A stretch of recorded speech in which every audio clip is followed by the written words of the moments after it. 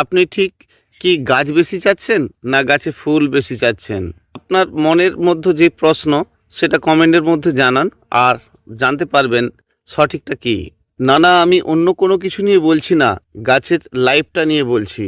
আর আপনার গাছটিকে আপনি কি করে নিজের মতো করে গড়ে তুলবেন, করে খুঁজে পাবেন গাছের সঠিকটা কোনটা, আর কোনটাই বা আপনি ঠিক করে নিতে পারবেন, আর কি করে নিজের গাছটিকে খুব সুন্দর গড়ে নিতে পারবেন। মত হাজারো থাকলেও পথ একটাই, শুধু যেতে হবে, আর সঠিক জায়গায় যেতে হবে। কেউ বাদ নেই।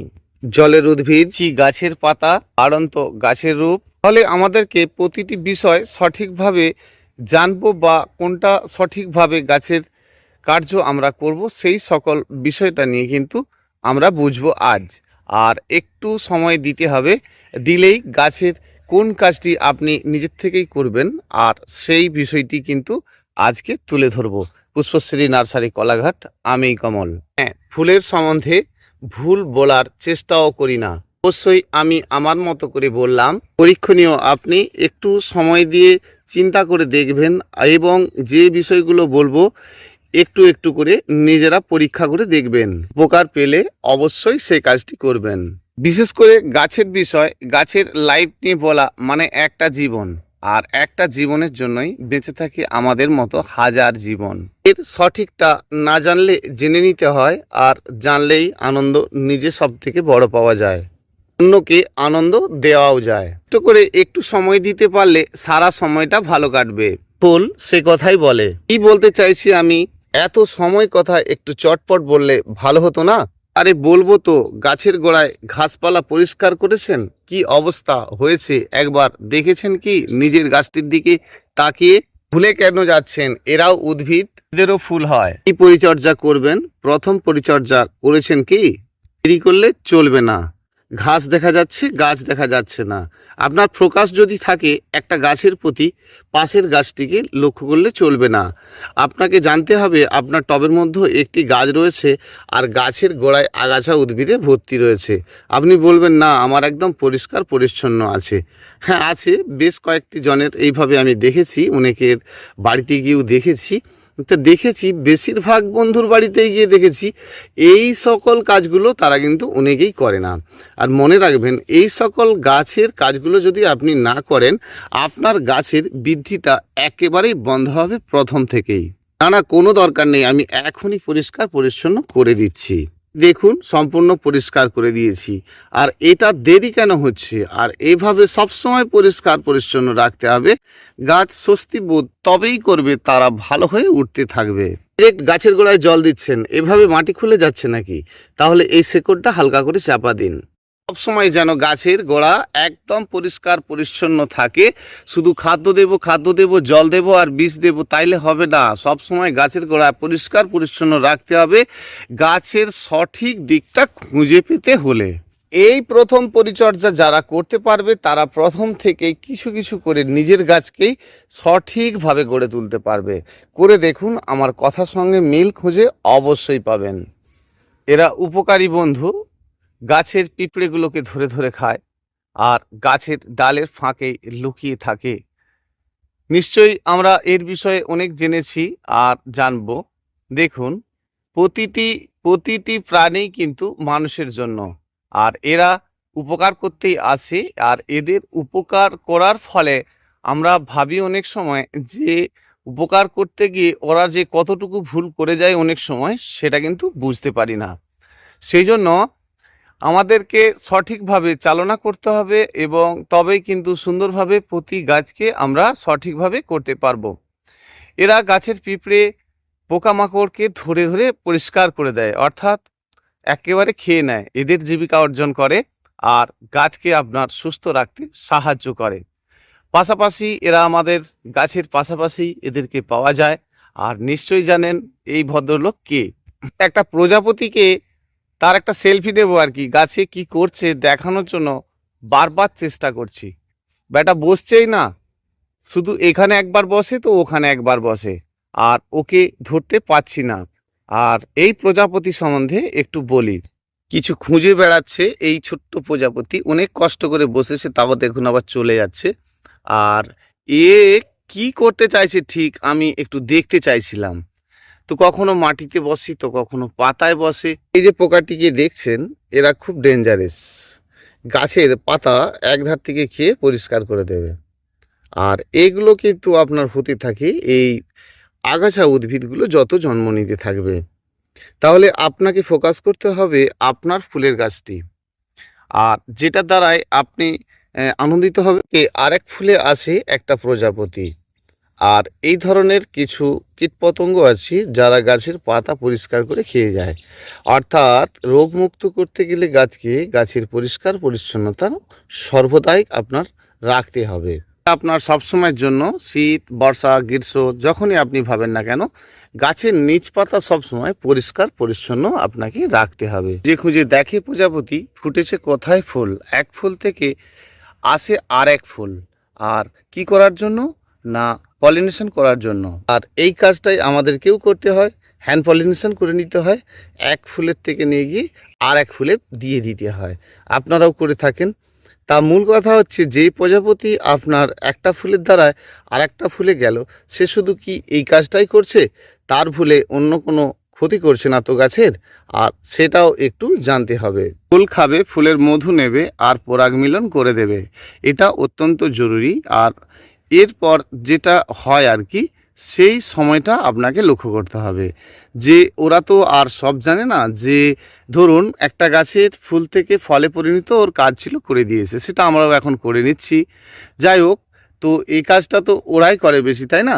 কিন্তু যখন ওরা বাচ্চা দেয়, ছোট ছোট ডিম পাড়ে পাতার অপোজিটে, আর তখনই গাছটা আপনার একটি পোকায় ভর্তি হয়ে যায় এবং কীটপতঙ্গের আক্রান্ত হয়ে ওঠে।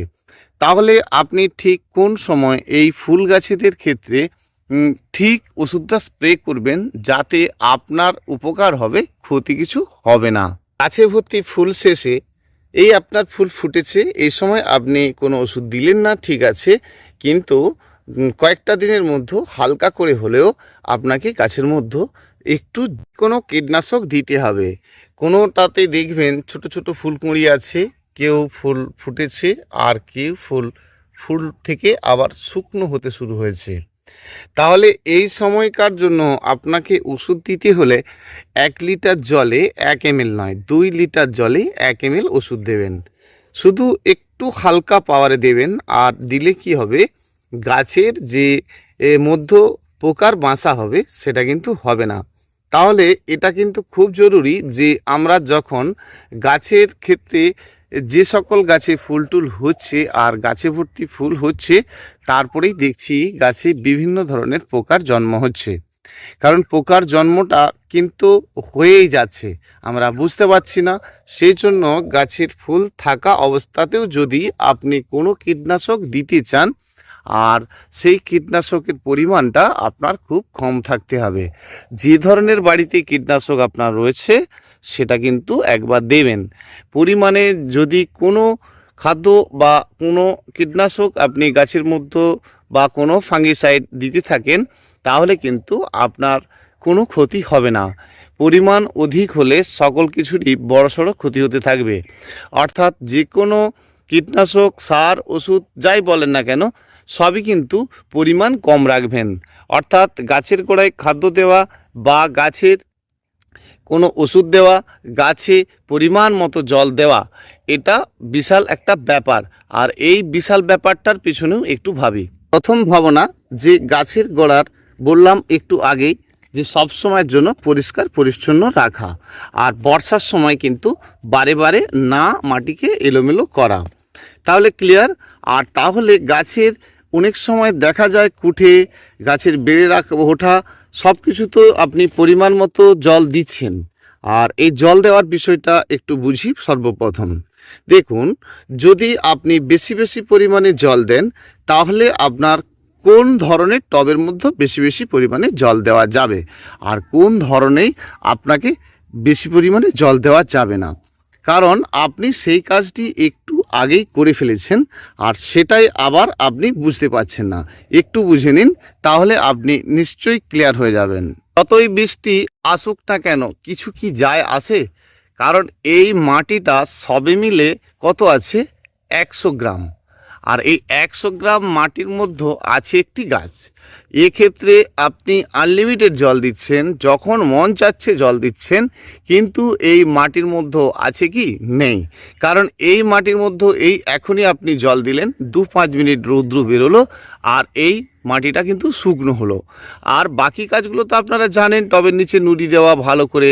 আবার অনেকেই যেই ভুলটা করে, আমি দেখলাম বলেই বলছি, অনেক কাস্টমারের ক্ষেত্রে এটা দেখলাম যে একটা লেয়ার সে বালি দিয়ে দিল, একটা লেয়ার ভার্মিকম্পোস্ট দিয়ে দিল, একটা লেয়ার কোকোপিট দিয়ে দিল, একটা লেয়ার মাটি দিয়ে দিল। না, এরকম ভুল কাজ ভুলেও করবেন না। সবসময় আপনাকে গাছ রোপণ করতে গেলে প্লেনভাবে করতে হবে। সেটা আপনারা আমার 1001 ভিডিওতে দেখেছেন যে ফুলের গাছ মানে 12 মাসি ফুলের গাছ মানে 30% বালি মেখে কিন্তু আপনি গাছ করবেন।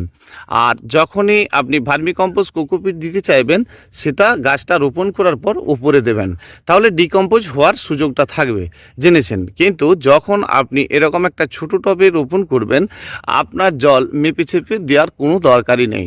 আপনি একদম সবসময় যাতে শুকনো না হয়ে যায় সেই চিন্তাটাই করবেন। কারণ আপনার যতই বৃষ্টি হোক, যত বর্ষা হোক, কিচ্ছু যায় আসবে না। সেই জন্য আপনারা ছোট টবের মধ্যে রেখেছেন। দেখুন, যারা ছোট টবের মধ্যে রোপণ করেছেন যে কোনো ধরনের গাছ, তাদের যতই বৃষ্টি বর্ষা হোক না কেন, জলের চিন্তা করার দরকার পড়বে না। কারণ তাদের ছোট টবের মধ্যে বিশেষভাবে জল থাকবে না। এই জন্য আমি বলবো আপনাকে, সর্বপ্রথম যে কোনো ফুলের গাছ যখন আপনি রোপণ করবেন, সেটা কিন্তু 6 ইঞ্চি টবের বেশি না হয়। আর আমরা অনেকেই এই ভুলটাও করে ফেলি যে একটা গাছ রোপণ করতে গিয়ে একটা বৃহৎ আকারের টব প্রথম অবস্থাতে দিয়ে ফেলি। এসেন ভালো তো, আর পরিমাণ মতো আপনি জল দিচ্ছেন। আর জল দিতে দিতে কি হবে বলুন তো, পরিমাণ মতো আপনি জল দিচ্ছেন, আর জল দিচ্ছেন মানে আপনার অতিরিক্ত পরিমাণে একটা বৃষ্টি হলো আর টবের উপরে জল দাঁড়িয়ে যাবে। এই গাছটা আপনাদেরকে দেখাতে চাইছি, একটাই তার মানে। দেখুন, অনেকেই যেই ভুল করে যে গাছ রোপণ করলে অর্ধেকটা করে মাটি দিয়ে দেয়। দেখুন, এই ভুলটা আমরা করে ফেলছি, আর এটাও সঠিক করছি, এটা আমাদেরকে জানতে হবে। এটা ভুল কিছুই নয়। দেখুন, যখন আপনি একটা গাছ রোপণ করবেন, ছোট্ট গাছ, আপনার বাড়িতে বড় টব আছে, ছোট টব নেই, সেক্ষেত্রে আপনি অর্ধেক টব মাটি দিয়ে গাছটা রোপণ করেছিলেন। কিন্তু শুভক্ষণ হাতে আপনার বর্ষা আসতে আর 2-5 দিন টাইম আছে। তাহলে এই সময় যদি এই রকম স্থান থাকে, তাহলে জেনে রাখবেন এখানে জল একেবারে চৌবাচ্চার মতো জমতে থাকবে।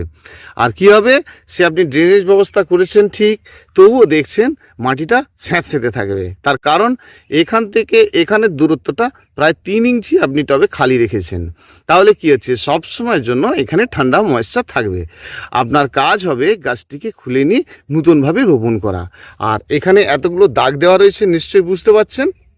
উপর থেকে 1 ইঞ্চি খালি রাখবেন, দিয়ে গাছ বসাবেন, তাহলে আপনার কাজটা সঠিক হলো। আপনারা অনেকেই বুঝতে পারছেন না যে চুনের জলটা কখন দেব।